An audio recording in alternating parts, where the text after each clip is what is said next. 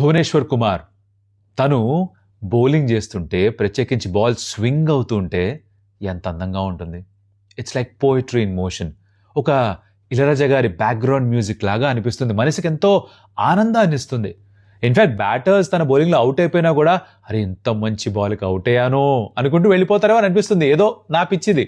Soil పరక్ debutant, ఎంత మంచి ball పడింది తనకి, ఏం చేయలేకపోయి కుర్రాడు. సెకండ్ బాల్ తను ఫేస్ చేస్తోంది.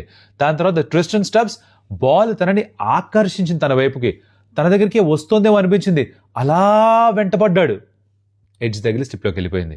అక్షర్ పటేల్ ఒకసారి బాల్ స్టంప్ని అలా కిస్ చేసి వెళ్ళిపోయింది, కానీ బెయిల్స్ పడలే.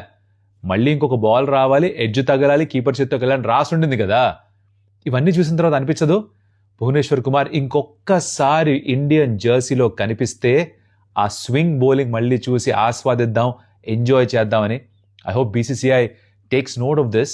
అంటే ఇంత మంచి పర్ఫార్మెన్స్ చూసిన తర్వాత ఒక్క సిరీస్ సరే, ఒక్క మ్యాచ్, ఓ పర్ఫెక్ట్ ఫేర్వెల్ భువీకి.